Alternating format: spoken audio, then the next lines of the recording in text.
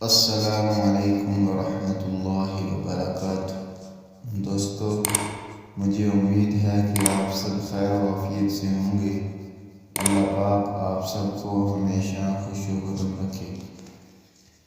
Video شروع کرنے سے پہلے ایک ریکویسٹ ہے کہ ویڈیو کمپلیٹ واچ کیجیے گا، اور اگر ویڈیو کہیں سے بھی آپ کو اچھی لگے ویڈیو کو لائک اور شیئر ضرور کریں۔ شروع کرتے ہیں آج کی ویڈیو۔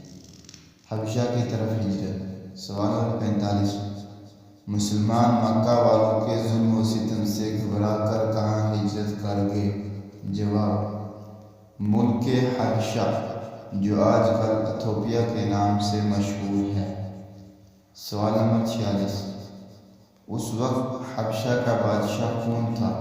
جواب: حبشہ کا بادشاہ ایک عیسائی تھا جس کا نام نجاشی تھا۔ سوال نمبر 47۔ نجاشی بادشاہ کا مذہب کیا تھا؟ کیا اس نے اسلام قبول کیا؟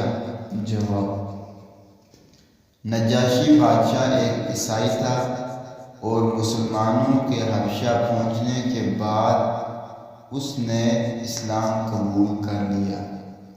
سوال نمبر 48۔ اہل مکہ کے نمائندہ نے مسلمانوں کے سلسلے میں نجاشی بادشاہ سے کیا شکایت کی؟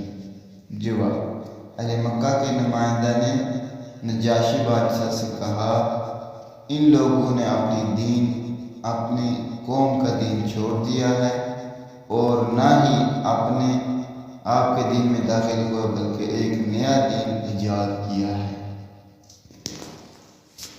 سوال نمبر 49۔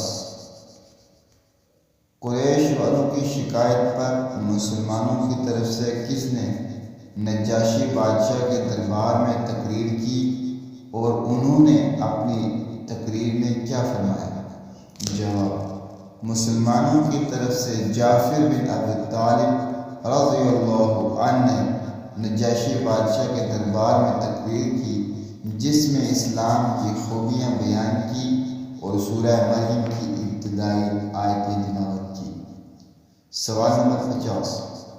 نجاشی بادشاہ نے جب سورہ مریم کی آیتیں سنی تو کیا کہا؟ جواب: یہ اور عیسیٰ علیہ السلام کا کلام ایک ہی ہے اور ایک ہی شمعدان سے نکلے ہوئے ہیں۔ سوال نمبر 51۔ جب نجاشی بادشاہ نے حبشہ میں مسلمانوں کی حفاظت کی ذمہ داری لی تو مشرکین رسول اللہ صلی اللہ علیہ وسلم اور مسلمانوں کے ساتھ کیا برتاؤ کرنے لگے؟ جواب: مشرکین مکہ رسول اللہ صلی اللہ علیہ وسلم اور مسلمانوں کو طرح طرح کی تکلیفیں دینے لگے اور ان کے خلاف خطرناک سازشیں کرنے لگے۔ ویڈیو کو لائک اور شیئر ضرور کریں۔ جو لوگ چینل پہ نئے ہیں وہ چینل کو سبسکرائب کر لیں اور گھنٹی کے بٹن کو پریس کریں تاکہ فیوچر میں آنے والی نئے ویڈیو آپ کو بروقت موصول ہوتی رہے۔ اور اپنا بہت سارا خیال رکھیے گا۔ ملتے ہیں نیکسٹ ویڈیو میں، تب تک کے لیے اللہ حافظ۔